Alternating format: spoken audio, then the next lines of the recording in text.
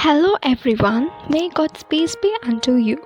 Today I'm here to give you all a short message. I hope that many of your questions will be answered through this. So, in our life, we may have so many questions. It might not be a common one, but something related to our spiritual life, especially a believer who lives truly closer to God but all of a sudden loses everything in an unimaginable way. Things that shouldn't have happened. The marriage is broken, health is hopeless, losing someone really very close to you, or people whom you have trusted the most rebelled against you, debts, or getting low marks, or everything you feared of happening have happened. So, in this situation, the question come in your mind is, why me, God? Why have you allowed this trouble to me? Wasn't I living close to you? Wasn't I being good? Wasn't I living at peace with everyone?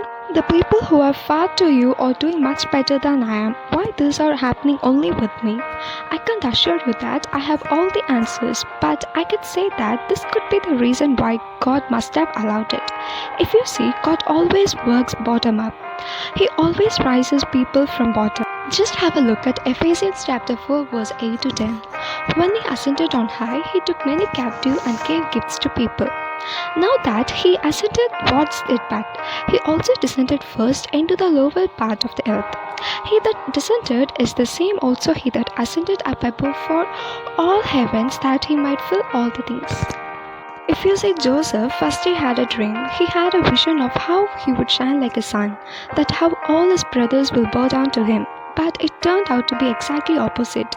He was thrown into a pit. He was accused as a criminal. He was made guilty for what he did not do. He was kept at the lowest state.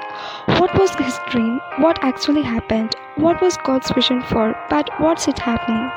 God, you said you will make me great, but why am I treated like this? Don't you think that all these questions would have arisen in his mind?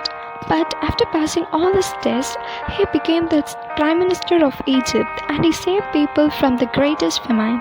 In the same way, David, God said he will make him a king. But since he anointed, it took 15 years for him to become a king. Those 15 years were toughest.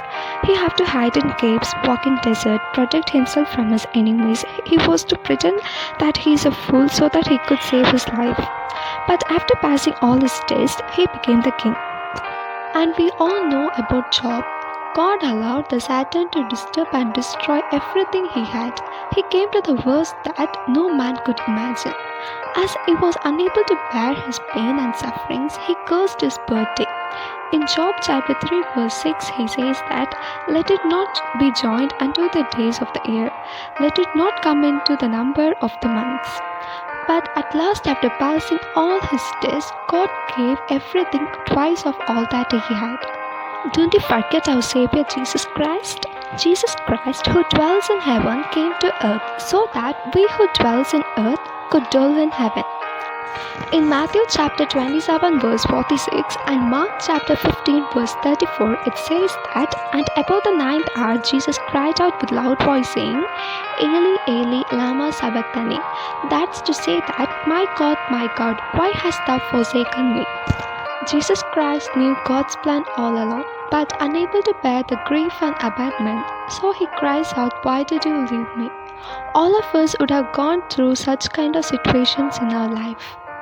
So it's just happening for two reasons. The first one is God wants us to know His presence.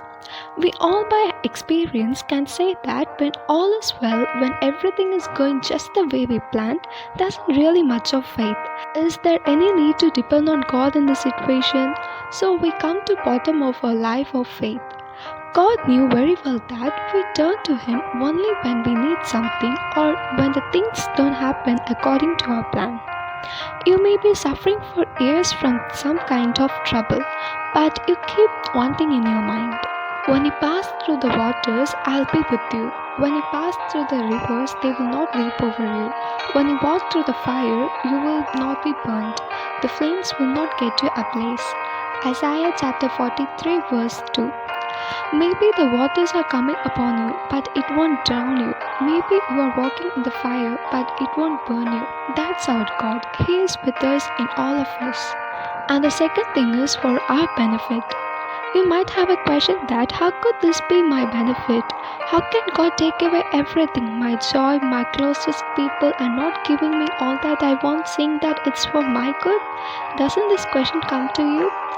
You know, what you think is good for you might end up a curse on your life. Likewise, what you think is useless, what you think is unworthy, might turn out into true blessing.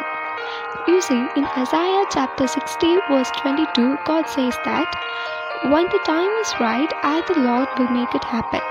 God will turn everything good at the right time. Only time will tell us why God allowed something in our life.